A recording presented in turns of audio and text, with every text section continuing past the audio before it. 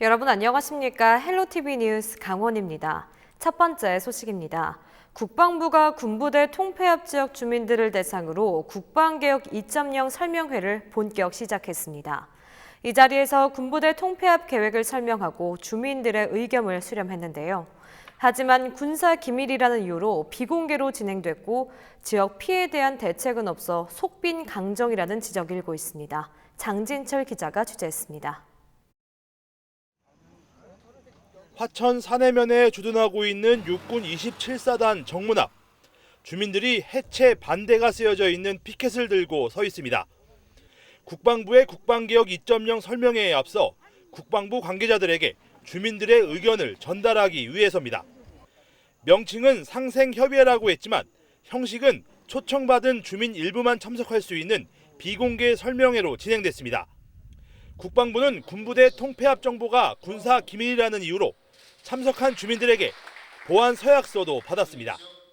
설명회에 참석한 지역 대표들은 국방부의 일방적인 행보에 대한 항의성 발언을 쏟아냈습니다. 접견전에 상당한 이유 여태까지 군립부로 계속 하고 하기는 너무 오래됐고 너무 그런 생각이 커졌고 다져졌다. 이어 통폐합 이후에 해당 지역 황폐화 등에 대한 대책 마련도 요구했습니다. 국방부 관계자는 이번을 시작으로 부대 통폐합 대상 주민들의 목소리에 지속적으로 귀를 기울이겠다고 설명했습니다. 이건 일일성이 아닌 저희 육군본부도 국방부도 같이 관심을 갖고 또 지역에 있는 우리 군단장님이나 사단장님들하고 같이 여러분들하고 대화하면서 앞으로 지속적으로 이런 대화 기회를 갖고자 하는 것이 저희들이 추진하는 방향입니다. 하지만 주민들의 불안은 여전한 상황. 이번 토론회에서 그동안 소문으로 떠돌았던 27사단 해체 사실이 확인됐지만 지역 피해에 대한 별다른 대책이 없기 때문입니다. 화천군은 국방부가 발표한 통폐합 계획을 기반으로 지역 피해 최소화를 위한 대책 마련에 본격 나설 방침입니다. 헬로티비 뉴스 장진철입니다. 한일 관계 악화 속에서 양국 지자체 간 교류도 많이 끊겼습니다. 강원도와 일본 도토리현도 예외가 아닌데요. 한국인 관광객의 발길이 뚝 끊긴 도토리현의 지사가 최문순 지사를 찾아왔습니다. 25년간 지속해온 교류를 이어가자는 호소에 최 지사도 화답했습니다. 보도에 성기석 기자입니다. 일본 도토리현 유명 관광지 미즈키 시게루길입니다. 여행객들에게는 필수 코스지만 최근 들어 한국인 관광객 수는 눈에 띄게 줄었습니다.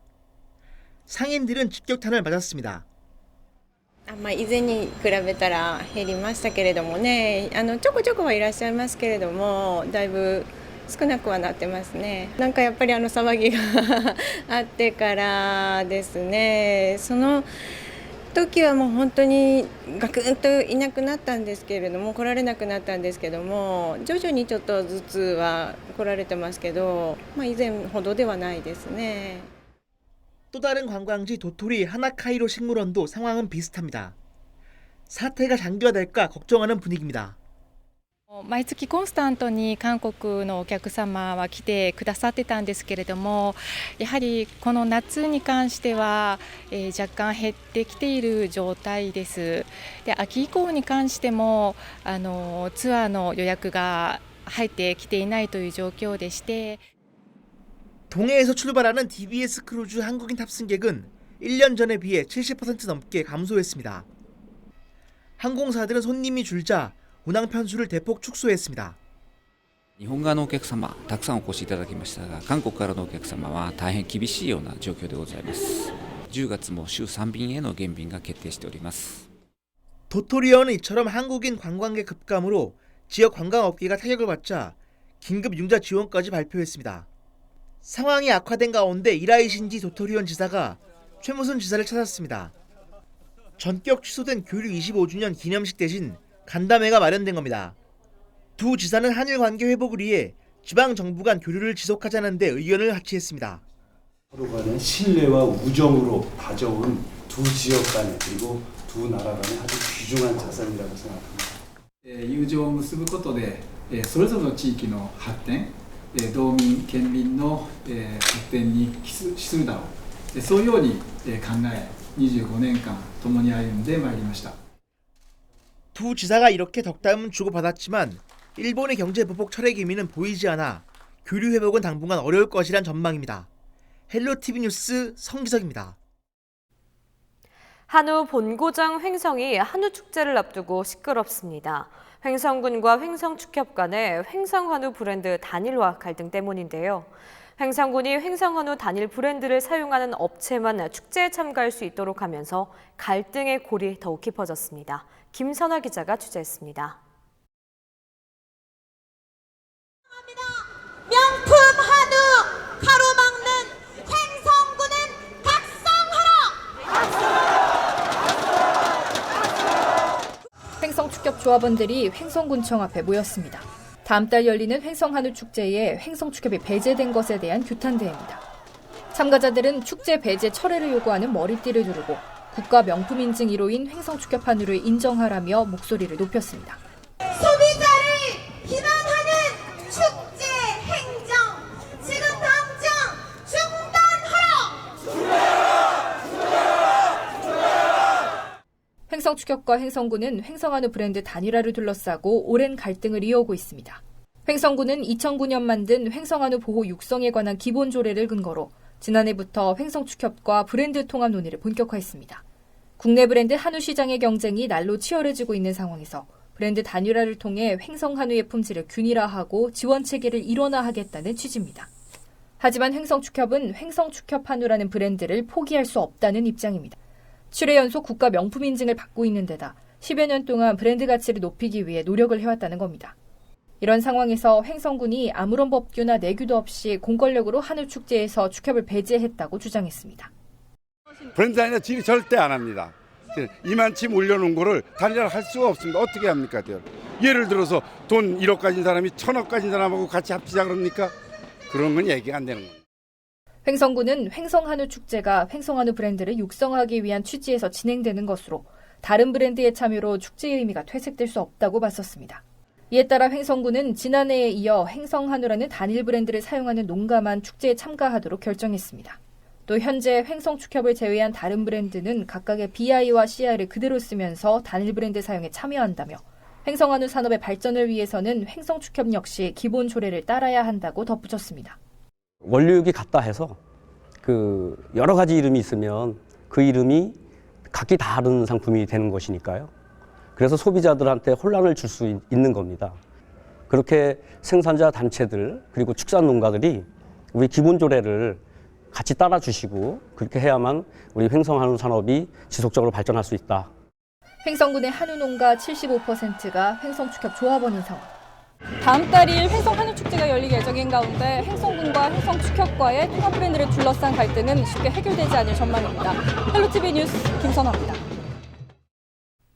속초 지역 아파트 건설 현장의 한 하청업체가 경영난을 겪다 최근 법원에 파산 신청을 했습니다.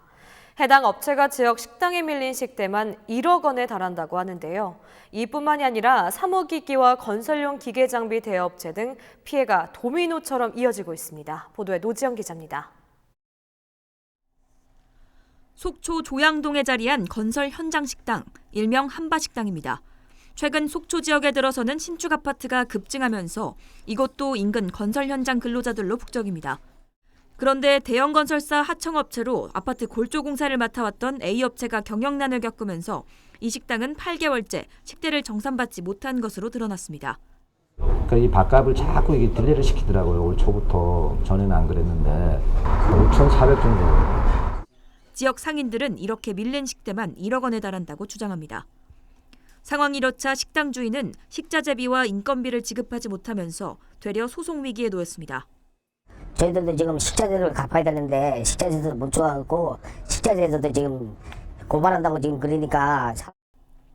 A사의 사무기기와 건설용 기계 장비를 대여해줬던 지역업체도 피해를 봤습니다. 이곳 역시 수개월째 비용을 정산받지 못한 것으로 알려졌습니다. 아이 곱하기 2배를 봐주셔야 되는 거예요. 그거 가지고 우리가 다른 우리 여기 아파트 이런 쪽에 현장 사무실이 많이 있는데 그런 데를 못 해주고 저희가. 경영난을 겪던 A사는 결국 지난달 26일 수원지방법원에 파산 신청을 한 상황. 취재진 확인 결과 등록된 채권자만 전국에 100여 곳이 넘는 것으로 확인됐습니다. A업체는 현장 근로자 임금과 세금을 우선적으로 납부한 뒤 부수적인 채무 관계를 해결할 예정이었지만 건설 경기 악화로 자금 조달이 어려워지면서 파산 신청을 했다고 밝혔습니다. 원청인 대기업 건설사는 하청업체인 A사에 공사 금액인 기성금을 이미 지급했고 추가적으로 발생하는 인건비에 한해 직불 신청을 받아 하청업체를 거치지 않고 직접 지급하고 있다고 설명했습니다. 하지만 식대와 건설 자재비 등 하청업체가 이미 사용한 금액에 대해서는 원청의 직불 신청이 불가능해 시공사 파산으로 인한 피해는 오롯이 지역 영세업체의 몫으로 남게 됐습니다. 헬로티비 뉴스 노지영입니다.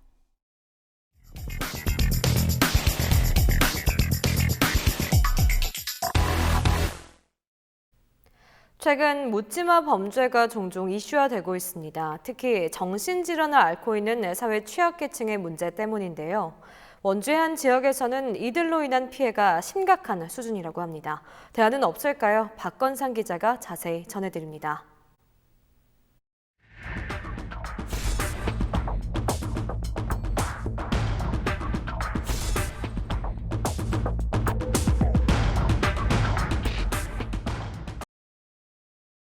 원주의 한 아파트 관리사무소입니다.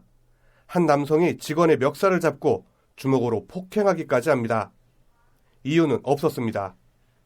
추석을 앞둔 지난 2일 아파트 주민들과 관리사무소 관계자들이 모였습니다.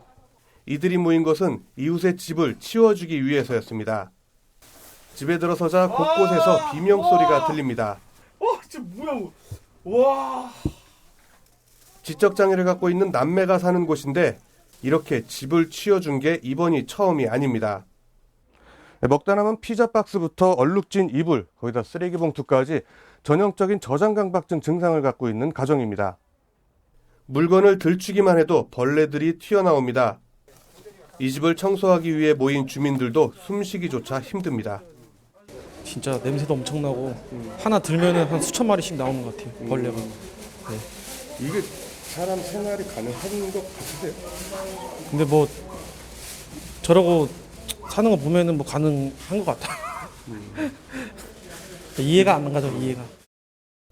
바로 옆집에 사는 이웃은 매일 집으로 들어오는 악취와 해충으로 인해 이젠 트라우마까지 겪고 있습니다. 아침에 눈 뜨고 하는 게 아니 그냥 우리 집 아침 정리도 안 했어요. 잡는데 냄새 내방 계속 하니까 지나갈 때마다 막 짜증이 또 엄청나고 진짜 막 사람 충동이 있죠. 사람 진짜 총인데 들은 안 하면 문도 안 열어요. 그러니까 피해는 우리가 제일 많이 보는데 바로 옆이라 아무것도 못하고 해달라고 밑에 내가 얘기도 했는데 사후 관리가 전혀 안 돼요. 이 아파트는 이렇게 저장강박증은 물론 알코올 중독 등 정신질환을 앓고 있는 사람만 85명에 달하고 있습니다. 강원도 전체 정신질환자는 모두 3,076명, 홍천 다음으로 원주시가 두 번째로 많습니다. 원주시 전체 515명의 정신질환자 가운데 15.9%가 이 아파트에 몰려 있는 겁니다. 술을 마시고 난동을 부리는 일은 일상이 되고 있습니다. 주민들의 피해도 만만치 않습니다. 쌈 거는 사람 때문에 또 있다고 있어요. 아니 괜히 이렇게 건드리고 그러는 사람이 있어서. 왜요? 속수무책이기는 마찬가지입니다. 이곳 흥업지구대 경찰관들은 밤낮을 가리지 않고 주취자들의 폭행 문제로 인해 해당 아파트에 출동을 하고 있습니다. 주로 알코올 중독자들이 벌이는 행패를 말리기 위해서입니다. 경찰이 출동해도 이들의 치료를 강제할 수는 없습니다. 최소는 그렇죠. 최소는 우선 그런데 어떤 데 뭐 밤에 몇 번씩 되는 때도 있고 하루도 안 빠지고 온다고 들었나? 술 드시고 이제 그러고 맨정신에 친구들은 뭐 거의 없어요. 일부는 이유도 없이 관리사무소를 찾아와 폭력을 행사하기도 합니다. 아파트 관리사무소도 이 점이 가장 힘든 부분입니다. 사무실에 와서 난동 부리는 분들도 더 있거든요. 뭐 때로는 뭐 전기톱 갖고 와서 다 죽여버린다고 하시는 분들도 있고 또 커터컬 가지고 와서 사무실 난동 부리시는 분도 있고 좀 심각하신 분들이 더러 있습니다. 일각에서는 상당수의 피해자가 발생하지 않을 수 있도록 대책 마련이 시급하다고 조언합니다. 그 개인의 인권 때문에 다수의 사회 구성원들이 사실 그 피해를 보고 또 위협을 느끼고 하고 있음에도 제도적으로 인권이라는 이 부분 때문에 집행할 수 있는 부분이 굉장히 제한적입니다. 정신질환은 조현병과 알코올 중독, 저장강박증 등 다양한 형태로 증상이 나타납니다. 정신질환자들의 특징이 본인의 병의식이 없다는 겁니다. 스스로 본인이 병이라는 생각이 없거든요. 그런 병식이 없기 때문에 그런 정신병적인 환자분들이 스스로 자기가 치료를 받겠다고 병원에 들어가는 경우는 거의 없습니다. 특히 다양한 원인으로 정신질환이 발병하게 되는데 지속적인 치료를 한다면 이들의 증상을 상당히 줄일 수 있다고 전문가들은 조언합니다. 모두가 잠재적 범죄자는 아니라는 얘기입니다. 흔히 대표적인 조현병인데요. 편집증이나 조현병 그런 경우에 실제 환자분들이 이렇게 공격적이거나 말하자면 위험하진 않습니다. 근데 이제 치료가 잘 되지 않으면, 치료되지 않는 상태에서 아까 제가 말씀드린 그런 어떤 정신병적 증상에 사로잡혔으면 그때는 위험할 수 있습니다. 그렇다면 이들의 치료를 독려할 수 있는 방법은 없을까? 현재 원주의 한 복지관에서는 정신질환을 앓고 있는 주민들을 위해 사회적 거버넌스 운영을 시작했습니다. 하지만 사업에 한계도 있습니다. 강제성을 띠긴 좀 어려울 것 같고요. 근데 처음에 어쨌든 저희가 이 참여 약속을 할 때 뭐 공격성 같은 그 위험성이나 이런 건 당연히 사정을 하지만 또 본인이 참여하겠다는 의지가 있어야 또 참여를 할 수 있고 또 효과성이 있을 거라고. 현행법상 환자들의 인권이 강화되면서 사실상 강제할 수 있는 방법은 없습니다. 이러지도 저러지도 못하는 상황입니다. 좀 여러 방법으로 그분들께 좀 페널티를 지원에 대한 부분들을 좀 페널티를 준다거나 이런 부분이 있으면 이분들이 그게 혹시 가능하다 그러면 또 그런 방법도 한번 검토해 볼 필요성이 있다고 보여집니다. 일각에서는 정신질환자들의 치료를 독려할 수 있는 방법을 찾기 위해 안간힘을 쓰고 있습니다. 가장 우선시돼야 할 것은 환자 자신들이 적극적인 치료 의지를 갖고 치료에 응하는 것입니다. 하지만 현실적으로는 여의치 않은 상황. 지역사회를 중심으로 작지만 실효성 있는 대안 마련이 시작되고 있습니다. 헬로티비 뉴스 박건상입니다. 무작위로 신입생을 배정하던 강원 지역 평준화 고교 입학 전형이 내년부터 선지원 후추천 방식으로 바뀝니다. 고입 전형의 단계별 절충형 방식을 도입해 학생에게 학교 선택권을 확대한다는 내용인데요.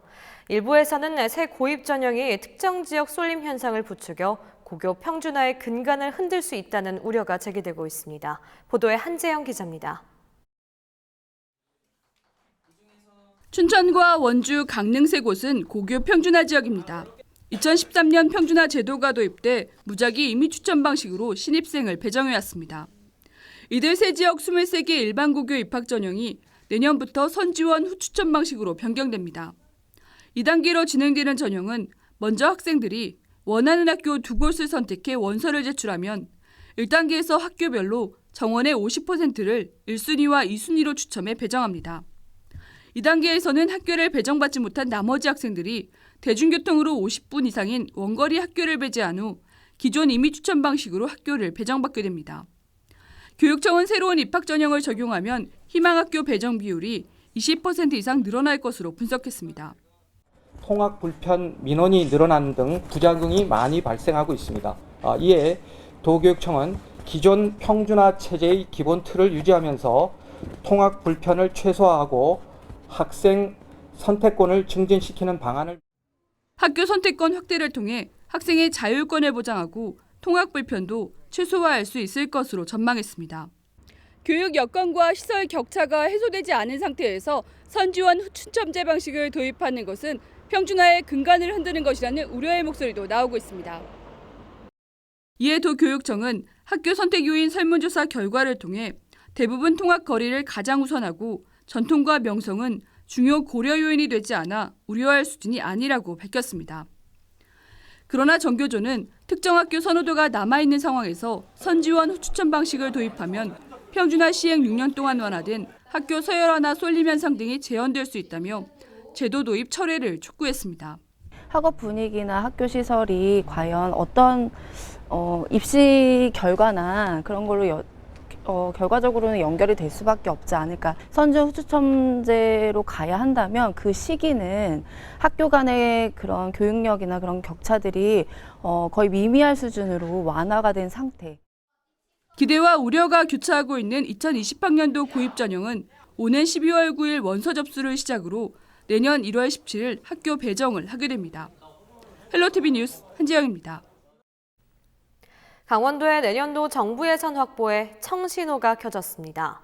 강원도는 내년도 정부 예산안을 분석한 결과 올해 국비 확보 목표액인 6조 3천억 원보다 4,295억 원 이상 초과 달성한 6조 7,295억 원이 반영됐다고 밝혔습니다.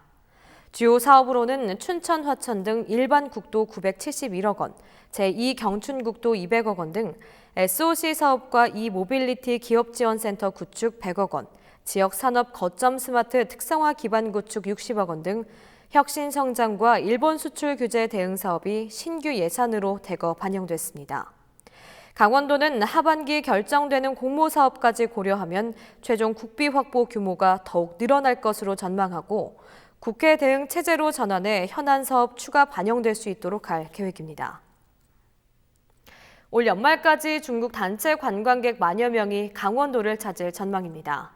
강원도는 이달 중국 수정제약그룹 인센티브 단체 관광객 1,500여 명을 시작으로 연말까지 기업체와 문화교류 등 단체 관광객 만여 명이 연이어 방문한다고 밝혔습니다. 이들은 춘천과 철원 DMZ 평화투어, 강릉과 K-팝 콘서트 등을 방문할 계획입니다.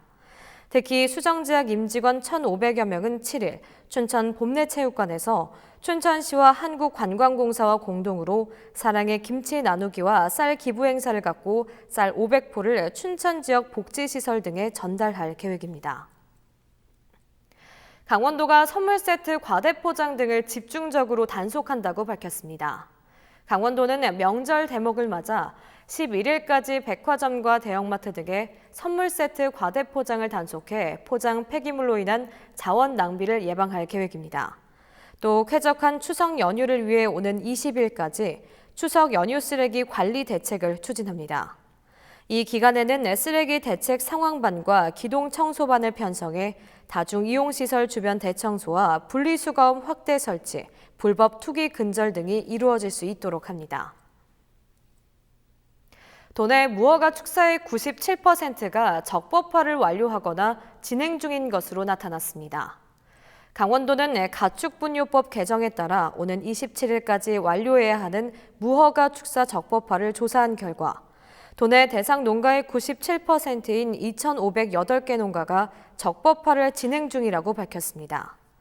또 현재 진행 추이를 고려해 추가 이행 기간이 부여되는 올 연말까지 2,500여 농가의 적법화 완료가 가능할 것으로 전망했습니다. 강원도는 무허가 축사 적법화를 위해 도 건축사협회와 협약을 통해 설계비 30% 감면과 측량 설계비 200만 원 등을 지원해 왔습니다. 춘천시가 레고랜드 입구에 먹거리 복합문화 공간을 조성한다고 밝혔습니다. 이 사업은 먹거리 관련 사업을 육성하고 지역 농산물 소비 체계를 확립하기 위한 것으로 2020년 특수상황 지역사업 공모에 선정됐습니다. 춘천시는 오는 2022년까지 국비 40억 원 등 모두 100억 원을 투입해 레고랜드 입구인 춘천시 근화동 일대 26,414제곱미터 규모의 외식업 청년 창업 매장과 로컬푸드 마켓, 공유 주방 등을 조성할 계획입니다. 또 문화공간과 특색 있는 춘천술 산업 육성을 위한 우리술 연구원도 건립할 계획입니다. 우리 지역의 이슈 콕 짚어봅니다. 헬로 이슈 토크. 강원도 현안과 이슈를 짚어보는 시간입니다. 한국전력공사가 추진 중인 초고압 송전선로 건설 사업이 도내 관톡 지역 주민들의 거센 반발에 부딪혀 난항입니다. 각종 규제에 묶여있는 강원도의 일방적인 희생을 강요하는 추가 송전탑 설치가 주민 피해와 생태계 파괴를 가속화한다는 건데요. 이번 시간 이 문제 자세히 들여다보도록 하겠습니다. 스튜디오에 정유선 강원도 의원님, 안현희 변호사님 나와 계십니다. 안녕하십니까? 안녕하세요. 네, 동해안 신가평 초고압 송전선로 건설 사업에 대해서 어떤 내용인지 좀 간략하게 먼저 짚어주실까요? 네, 그러니까 동해안에서 생산한 전기를 수도권으로 수송하기 위한 그런 송전탑이 이제 건설되는 부분인데요. 네. 보시면은 이제 신한울 1, 2호기, 그다음에 강릉 에코파워 발전소, 삼척 화력 발전소 이 세 곳이 준공 예정에 있습니다. 그래서 여기서 생산되고 있는 그 전력을 원활하게 수도권으로 공급하기 위해서 동해안 신가평 초고압 송전선로 건설 사업이 지금 진행되고 있습니다. 네, 뭐 앞서 오프닝에서도 말을 했지만 도내 관통 지역들의 이제 거센 반발에 지역 주민들의 반발이 좀 거세지고 있는 상황인데 각 지역에서는 사업 이제 반대 플랜카드까지 내걸면서까지 강력하게 좀 투쟁을 하고 있습니다. 초고압 송전선로 건설 사업 이렇게 반대하는 이유가 있다면 어떤 것들이 좀 있을까요? 네, 사실 이번 송전선로 건설과 관련해서는 아까 앞에서 변호사님이 짚어주셨듯이 강원도만의 문제는 아닙니다. 세 개 도의 10개의 지자체를 관통하는 노선인데요. 지나가는 경과대역을 크게 동부 구간과 그다음에 서부 구간이라고 해서 울진, 봉화, 삼척, 영월, 태백, 정선, 평창, 그리고 횡성, 홍천, 양평, 가평 이렇게 지나가게 되는데요. 네네. 한전 쪽의 입장은 이미 2016년부터 이 입지 선정위원회를 구성해서 수많은 회의를 거쳐서 지역 주민들의 의견을 수렴했다라고 얘기를 하고 있지만 실제 이제 지역 주민들 입장에서는 이 동해안 수도권의 HVDC 선로가 신한울 원전 3, 4호기를 예정했을 때에 원래 이제 설계된 것인데 이번에 이제 8차 전력 수급 계획에서는 2개의 발전소가 빠졌습니다. 건설하지 않는 것으로. 네네. 그런데 이렇게 빠진 상황에서 사업에 대한 아무런 변경 없이 이런 대용량의 송전 선로를 계속 건설하는 것에 대한 타당성에서의 문제를 제기하고 있는 것이고요. 또 하나는 안정성에 대한 문제입니다. 이 부분은 이제 기존에 765kV나 345kV의 교류형 일종의 AC라고 해서 초고압 송전선로가 이미 건설되어 있는 것이 있고요. 이거 외에 이제 지금 전자파 문제가 계속 문제가 되니까 지금 다시 초고압 직류 방식, 그래서 HVDC의 선로를 새로 건설하겠다고 하는 것인데요. 이거는 전자파 문제가 해결되는지는 모르겠지만 이것도 명확하지 않고요. 그리고 이제 어차피 HVDC 선로 역시 75m 이상의 선로가 철탑들을 지나서 가게 되어 있습니다. 그래서 이 부분을 과연 전혀 다른 송전선로라고 얘기하기 어렵고 이게 주민들에게 건강에 향과 그다음에 환경에 영향을 끼칠 수밖에 없다. 그리고 더더군다나 중요한 것 중에 하나가 HVDC를 처음 건설해 보는 거예요. 그래서 이 부분이 잦은 고장이나 이런 경우에 어떻게 안전을 보장할 것인가를 주민들을 설득하지 못하고 있는 부분이고요.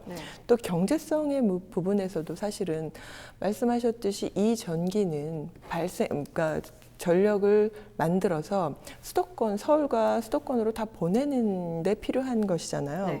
그런데 이 전력 공급의 비용을 볼 때 송전선로 사업이 8에서 10조 원 가까이가 들 것이라고 예상하고 있지만 실제 건설이 추진되었을 때 이보다 훨씬 더 큰 비용이 발생할 것이고, 그리고 또 이 송전 비용에 대한 책임을 발전 회사들이 지고 있지 않아서 결국 나중에는 이 모든 비용에 대한 책임은 국민들이 전기요금으로 세금으로 납부할 수밖에 없는 상황이어서 기본적으로 타당성, 경제성, 안전성에 의문을 제기하면서 발전 시설을 최소화하고 방식도 바꿔라 이런 요구들을 지역에선 거세게 하고 있는 상황입니다. 네, 다양한 이유에서 이렇게 반발을 하고 있는 걸 좀 짚어주셨는데 도내에서는 횡성, 횡성 그리고 홍천이 건설 사업 피해를 호소하면서 투쟁을 불사하겠다고 강력하게 지금 주장을 하고 있는데 특히 횡성과 홍천의 경우에는 주민 반발이 더욱 거세다면서요? 네, 지금 말씀하신 대로 평창, 횡성, 홍천 그 세 곳이 지금 사업 구역에 들어가 있는데요.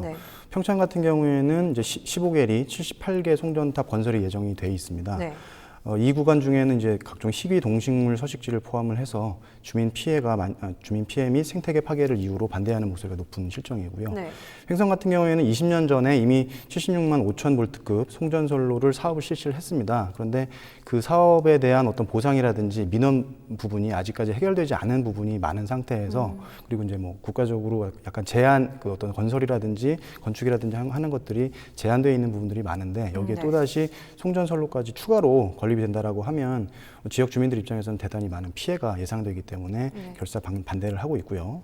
홍천 역시 횡성원과 비슷하게 20년 전에 76만 5천 볼트급 송전선로가 상당히 사업이 실시돼서 많이 설치가 돼 있습니다. 그런데 여기에 또다시 어떤 주민들의 공청회 절차라든지 이런 뭐 주민 의견 수렴 절차가 좀 부족한 상태에서 또다시 그 많은 수의 송전탑이 건설된다는 것에 대해서 그 국민들이 상당히 뭐 반발감을 가지고 있고, 여기에 대해서 뭐 결사항전의 그런 태세로 플랜카드도 걸고 군청 앞에서 시위를 한다든지 하는 그런 많은 문제들이 발생을 하고 있는 것 같습니다. 네, 지역별로 반발 상황에 대해서 좀 짚어주셨는데요. 사업 노선 이제 선정할 때 뭐 지역민들과 협의 과정에서 정보 공유가 없었다는 게 좀 문제로 다시 지적이 되고 있습니다. 매번 뭐 국책 사업이나 대규모 사업을 추진할 때 뭐 거론되는 문제인 것 같은데, 지역민과의 사전 논의나 합의, 이 소통하는 문제가 좀 많이 어려운 부분인 건가요? 아시겠지만 사실은 이제 그 한전 측 주장은 입지선정위원회를 수차례에 걸쳐서 개최하였고 지역 주민들에게 설명회를 개최했다고 말은 하고 있습니다. 그런데 이제 이것을 널리 알리거나 주민 대표나 입지선정위원으로 누가 참여하는가에 대한 문제가 남습니다. 이번 홍천에서 6차 입지선정위원회가 무산된 적이 있습니다. 왜냐하면 이 부분과 관련해서 지역 주민들이 모두가 100여 명이 몰려가서 회의 자체를 무산시켰던 부분이 있거든요.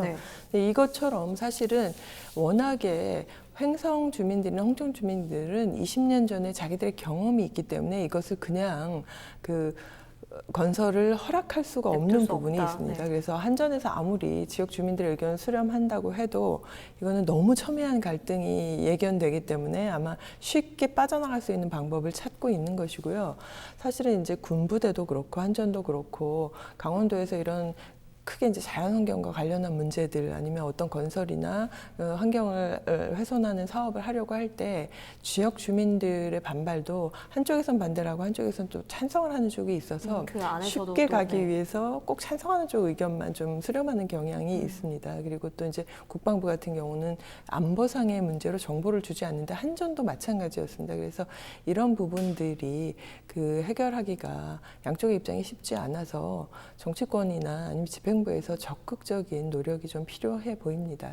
변호사님은 이 소통의 문제에 대해서 좀 어떻게 생각을 하시나요? 그러니까 이 부분은 사실은 소통이라고 하는 것 자체가 송전선로가 설치가 되는데 그걸 과연 어떻게 주민들과 이제 협의를 할 것인가의 문제이기 때문에 어떻게 보면은 그 정책은 이미 그 대규모 그런 발전소들이 그 해안가에 건설이 돼 있고 이것을 수도권으로 넘기는 수송하는 과정에서 발생되는 문제를 해결한 문제이기 때문에 사실은 어떻게 보면 좀 지역적인 문제라고 생각을 하고 그보다는 좀 근본적으로 이 에너지 그 대책이라고 하는 부분, 이 에너지 정책이라고 하는 부분이 지금 그 기존 설계대로 간다라고 하면은 사실은 이런 부분을 해결하기가 굉장히 좀 어렵습니다. 왜냐하면 소비자들은 수도권에 있고 그로 인해서 피해를 보는 분들은 이제 지역에 있는 부분인데 그분들을 계속 설득하는 부분들이 뭐 금전적인 부분으로 하든 뭐로 하든 사실은 이런 갈등이 완전히 해결되기는 좀 어렵고 전체적인 측면에서 이런 어떤 에너지 정책을 소비자와 생산자가 너무 괴리되지 않는 지역적으로 필요한 부분 가까이에서 생산해서 가까이에 공급하는 방식으로 변하지 않는 한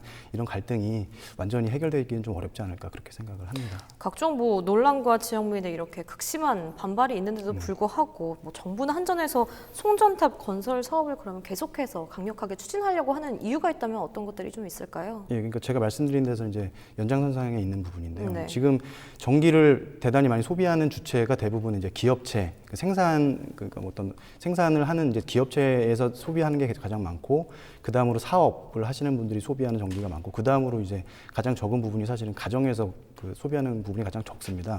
이렇게 전기가 소비되는 비율이 이게 만들어진 이유는 어떤 기업용 전기 자체가 가격이 굉장히 싸기 때문에 이렇게 만들어지는 것이고, 그러니까 기업에서 전기를 계속 많이 소비를 하다 보니까 국가에서는 전기를 또 공급을 많이 해줘야 되고. 근데 대규모로 공급하는 방법에 있어서는 어쩔 수 없이 대규모 어떤 발전소를 지을 수밖에 없고, 발전소가 입지의 입장에서도 원자력 발전소라든지 화력 발전소 같은 것들이 대부분 다 동해안, 서해안 이런 해안가 지방에 있습니다. 그러니까 어쩔 수 없이 대규모로 만들어서 필요한 데는 또 어떤 수도권이라든지 서울 같은 곳이니까요.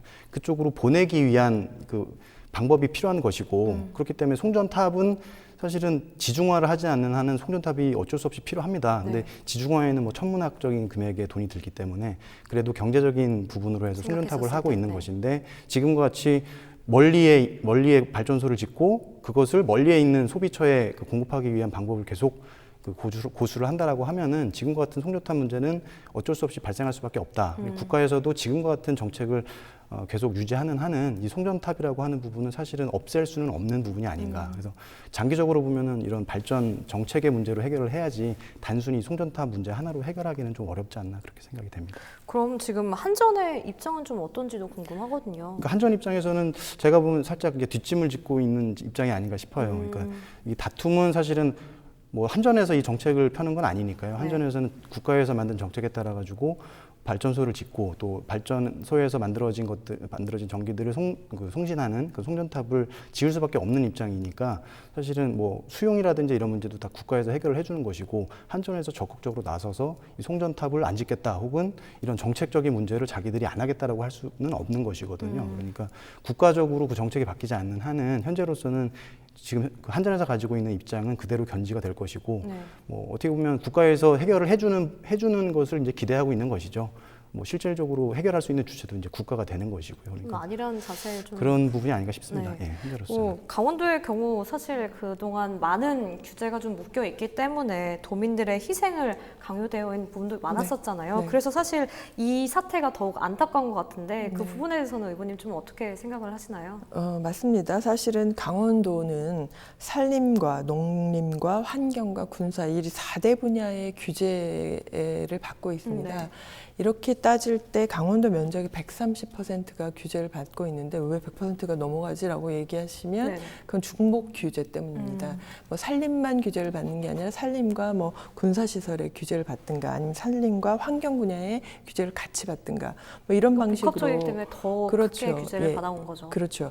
근데 이제 문제는 이제 지금까지 계속 얘기가 되듯이 이 송전탑로와 관련해서는 지역 주민들이 쓰기 위한 전기를 생산하는 것이 아닙니다. 강원도의 인구는 워낙 뭐 자체 발전으로도 충분히 가능한데 이것은 다 수도권으로 보내기 위한 전기이고 그러면 강원도민들이 그 왜 이런 희생을 치러야 하는가에 대한 답이 있어야 되는데 그런 부분이 없고요. 또 하나 말씀드리고 싶은 것은 이미 그 국가적으로도 미세먼지나 환경오염의 주범인 석탄 발전은 좀 줄이려고 하고 있잖아요. 탈석탄을 추구하고 있고 탈원전을 추구하고 있는 이 상황에서 대규모 발전소를 짓고 그리고 초고압 장거리 송전솔로를 막대한 비용을 들여서 해야 하는 것이 맞는가에 대해서는 전면 재검토가 필요하다는 얘기가 계속 나오고 있습니다. 그 이유 중에 하나가 서울이나 경기도 등 수도권에서도 이런 부분에 대한 문제를 심각하게 생각하고 있어서 실제로 이제 서울 같은 경우는 전력 자립도가 지금 현재는 2% 정도밖에 안 되는데 이것을 20%로 늘리겠다라는 정책을 추진하고 있습니다. 그 방법으로 하는 것이 100만 가구의 태양광을 보급해서 1기가와트의 그 태양광을 확대하는 태양의 도시를 서울을 만들겠다 이런 정책을 추진하고 있고요.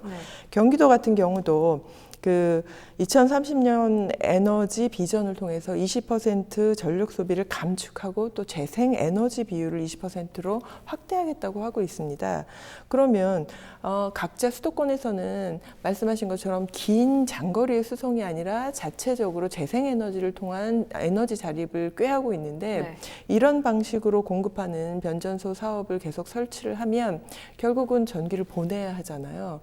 그래서 오히려 지금 그러니까 수도권에서 하고 있는 정책에도 반하고 지역별로 에너지 자립을 하는데 그리고 그 재생에너지를 발전시키는 데도 예산이 적게 들어갈 수밖에 없어서 이 정책은 좀 수정되어야 할 필요가 있다고 봅니다. 네, 뭐 사실 이런 갈등과 논란이 처음이 아닌 걸로 알고 있습니다. 2017년에도 피해기 지역에 대한 뭐 지원과 보상에 대한 법안이 좀 마련돼 있다고 알고 있는데 구체적으로 어떤 내용이고 얼만큼 좀 실효성이 있는지 그 부분에 대해서도 좀 짚어주실까요? 네, 그러니까 송 발전 설비 주변 지역 보상 및 지원에 관한 법률이라는 것이 이제 2014년에 이제 제정이 되어서 그때부터 이제 시행은 되어 오고 있는데요. 이 부분에 대해서는 물론 어쨌든 그 현재 그 송전로가 설치되는 그 해당 토지의 소유자들을 보상해 주는 것 외에 그 외에 그 주변 지역 주민들이라든지 선하지 그러니까 그 송전 선로가 가는 그 아래에 있는 토지, 그 주변 지역에 있는 그런 주민들까지 보호한다라는 의미에 있어서는 그런 의미는 있습니다. 그런데 실질적으로 실효성이 있느냐에 있어서는 좀 의문점이 많은 것이 사실인데요. 네. 왜 그러냐면 이 법률상 보시면은 우선 이제 경제적인 그 어떤 재산적인 손해를 보상을 해주는 그런 규정이 있고요. 네. 그다음에 경우에 따라서는 이제 주택 매입 청구권, 매수 청구권이라고 해서 선화지와 가까이 있는 주택 같은 경우에는 이거를 이제 국가나 한전에서 사줘라 이렇게 청구할 수 있는 권리가 또 있습니다. 그리고 그런 직접적인 청구권 외에도 주변 지역 민들을 위해서 지역에 뭐 어떤 사업을 한다라든지 지원 사업을 한다라든지 장학 사업을 한다라든지 하는 것들 이런 것들을 통해 가지고 보상을 해주려고 하는 의도는 자체는 이제 맞습니다. 그런데 보면은 그럼 과연 어느 부분까지 이거 보상을 해줄 것이냐라는 데 있어가지고 보통 이 규정을 보면 뭐 선로에서 13m 어떤 뭐 좀 볼트가 높은 경우에는 뭐 30m 이런 식으로 규정이 더 정해져 있는데 그런 규정을 만들기 전에 실제로 실태 파악도 하고 실태 조사도 하고 과연 어디까지가 어느 정도 위험이 미치느냐라고 하는 부분에 있어서 조사가 선행되어야 하는데 그런 조사가 선행되지 않은 상태에서 좀 주먹구구식으로 규정이 마련됐다라고 하는 비판이 있고요. 네. 그래서 그 보상 범위에서 빠진 사람들과 보상 범위 내에 들어가는 사람들 사이에 사실은 우리는 보상을 받는데 저 사람은 못 받는다라고 하는 주민들 간에 좀 약간 갈등도 좀 있고 그리고 보상이라고 하는 것도 뭐 이렇게 지나가는 전압의 높이와 크기와 그다음에 거리에 따라 가지고 뭐 매년 뭐 10만 원에서 뭐 몇십만 원까지 이렇게 보상을 주는데 사실은 그것으로 대체하기에는 좀 더 큰 고통을 받고 있는 게 사실이기 때문에 실효성 문제도 좀 있고 해서 사실은 법률 자체는 의미는 있고 법률 자체는 뭐 그나마 보상이 이루어지지만 실효성이라든지 어떤 주민들의 실질적인 피해 회복에 있어서는 좀 미흡한 면이 많은 법률이라서 비판을 많이 받고 있는 것으로 알고 있습니다. 그 부분은 좀 차차 해결해 가야 될 부분인 것 같습니다. 앞으로 그럼 이 문제 어떻게 해결을 해야 될 걸로 보시고 또 이와 같은 논란이 반복되지 않기 위해서는 어떻게 해결을 해 나가야 할 건지 먼저 의원님부터 짚어주실까요? 네.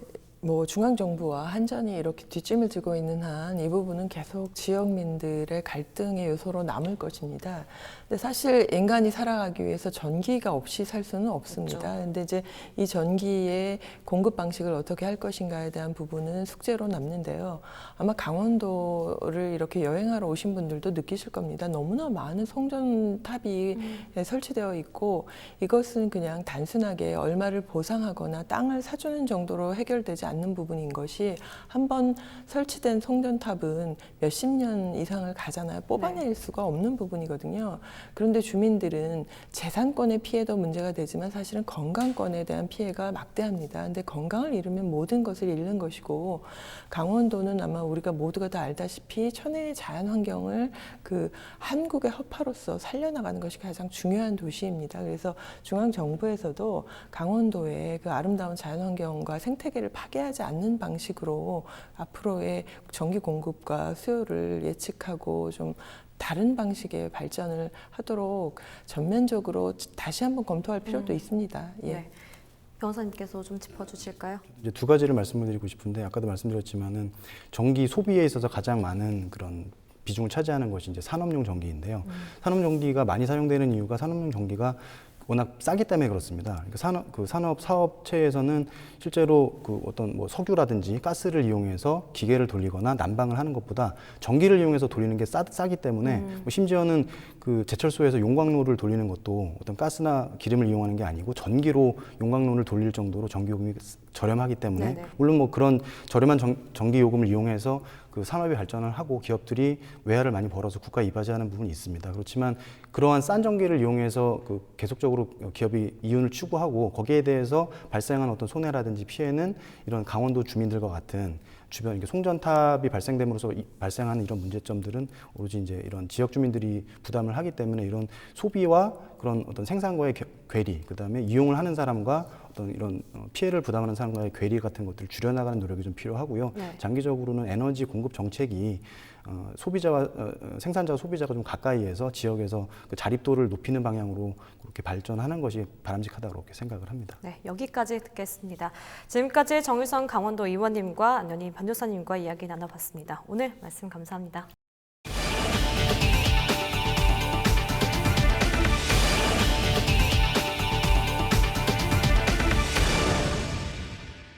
이상으로 헬로티비 뉴스를 마칩니다. 헬로티비 뉴스는 지영민과 함께합니다. 시청해주신 여러분 고맙습니다.